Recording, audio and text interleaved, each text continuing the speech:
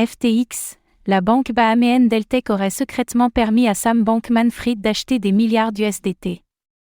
FTX aurait bénéficié d'une ligne de crédit secrète de la part de la banque Deltek pour revendre des USDT de Tether, selon des révélations faites lors d'une audience au tribunal impliquant l'ancien PDG de FTX, Sam Bankman-Fried, et son entreprise Alameda Research. Des révélations qui nous apprennent également que Tether avait des liens étroits avec Alameda, la société sœur de FTX.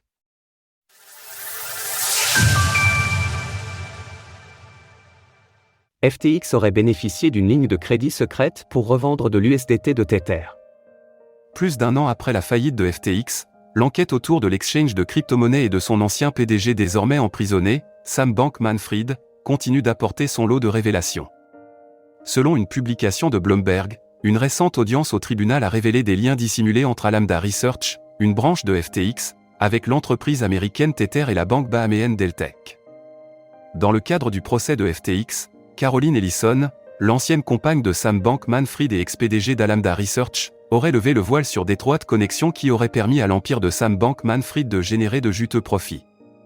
Et ce, toujours à l'aide des fonds des clients de l'exchange crypto, qui attendent toujours patiemment de retrouver leur dû. Plus précisément, Bloomberg nous apprend que Deltek aurait aidé Sam Bankman-Fried à détourner l'argent des clients de FTX afin de les transférer de manière cachée vers Alameda.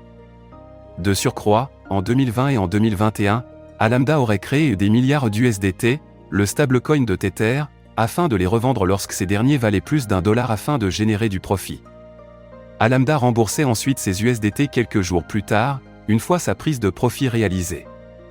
Toutefois, l'accord n'aurait pas été conclu avec Tether, mais plutôt avec la banque Deltek, qui accordait une ligne de crédit secrète à l'entreprise de Sam Bankman-Fried. Alameda pouvait créer des USDT à crédit via la ligne de crédit non officielle de Deltek et vendre ces USDT pour un gain avant de devoir financer l'achat en déposant des dollars américains sur le compte Deltek de Tether. Et Caroline Ellison.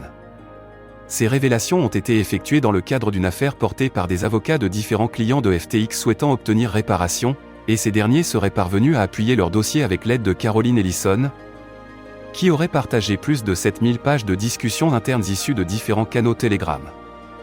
Que répondent Tether et Deltek à ces accusations ? Contactés par Bloomberg, les avocats de Tether n'ont pas encore répondu à ces allégations. Soulignons par ailleurs que Tether n'est pas poursuivi dans le cadre de cette affaire, contrairement à la banque bahaméenne Deltek. On se souvient que lors de la faillite de FTX, Tether avait tenu à assurer que son stablecoin n'était nullement impacté par la nouvelle, bien que ce dernier ait été affecté d'un léger depeg à ce moment-là. Selon Bloomberg, le directeur financier de Tether, Giancarlo De Vasini, aurait échangé par texto à de nombreuses reprises avec des traders d'Alameda Research afin qu'ils puissent se féliciter mutuellement lorsque la capitalisation boursière de l'USDT grandissait. Nous sommes une grande famille.